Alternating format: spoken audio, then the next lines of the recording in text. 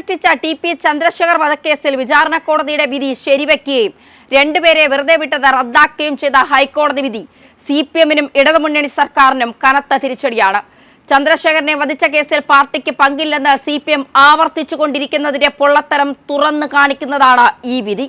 CPM മുൻ ഒഞ്ചിയം ജില്ലാ secretary KK Krishnan, മുൻ കൂത്തുപറമ്പ് ലോക്കൽ കമ്മിറ്റി അംഗം ജ്യോതിബാബു എന്നിവരെയാണ് ഹൈക്കോടതി കുറ്റക്കാരായി കണ്ടെത്തിയിരിക്കുന്നത്. യഥാക്രമം 10-ാം പ്രതിയും 12-ാം പ്രതിയുമായി ഇവർ ഈ മാസം 26-ന് കോടതിയിൽ ഹാജരാവുകയും വേണം. ഗൂഢാലോചന, കൊലപാതകം എന്നീ വകുപ്പുകൾ ഇവർക്കെതിരെ നിലനിൽക്കുമെന്ന് ഹൈക്കോടതി പറഞ്ഞിരിക്കുന്നു.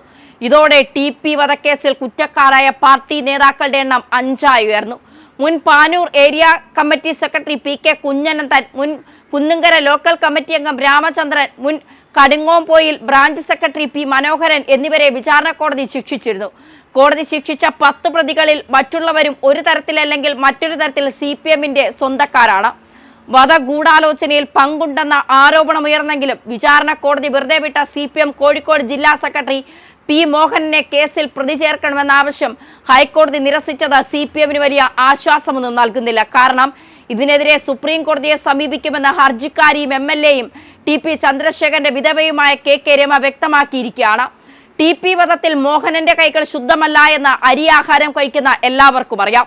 CPM നേതാക്കളുടെ ഏകാധിപത്യത്തെയും പാർട്ടിയിലെ അപചയത്തെയും ചോദ്യം ചെയ്തതിന് പുറത്താക്കപ്പെടുകയും RMP എന്ന പാർട്ടി രൂപീകരിച്ച CPM-നെ വെല്ലുവിളിക്കുകയും ചെയ്തതിനാണ് ടി.പി. ചന്ദ്രശേഖരനെ ആക്രമിച്ച് കൊലപ്പെടുത്തിയത്.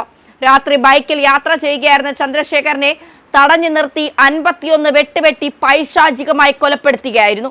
ചന്ദ്രശേഖരനെ കൊല ചെയ്യുമെന്നും തലച്ചോർ തെങ്ങിൻ പൂക്കുല പോലെ ചിതറിക്കുമെന്നും CPM നേതാക്കൾ പരസ്യമായി പ്രഖ്യാപിച്ചതിന് തൊട്ടു പിന്നാലെയായിരുന്നു ആസൂത്രിതമായ കൊലപാതകം നടന്നത്.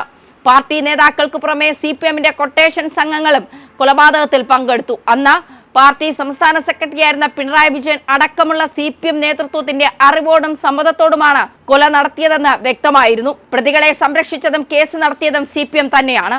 ശിക്ഷിക്കപ്പെട്ട പ്രതികൾക്ക് ജയിലുകളിൽ പഞ്ചനക്ഷത്ര സൗകര്യമൊരുക്കിയതും ഉദാരമായി പരോൾ അനുവദിച്ചതും CPM-ന്റെ താൽപര്യപ്രകാരമായിരുന്നു. തങ്ങളെ വിട്ടയക്കണമെന്ന ആവശ്യവുമായി പ്രതികൾ ഹൈക്കോടതിയെ സമീപിച്ചതിന് പിന്നിലും CPM-ആണ്. ഇതിനുവേണ്ടി എല്ലാ സഹായങ്ങളും ചെയ്തു കൊടുക്കുന്നത് CPM നേതാക്കളാണെന്ന് KK രമ പറയുന്നത് മുഖവിലക്കെടുക്കാം. കേസ് സുപ്രീം കോടതിയിലെത്തുന്നതോടെ കൂടുതൽ പ്രതികളാവുമെന്നും CPM-ന്റെ വികൃതമുഖം പൂർണ്ണമായി പുറത്തുവരുമെന്നും പ്രതീക്ഷിക്കാം.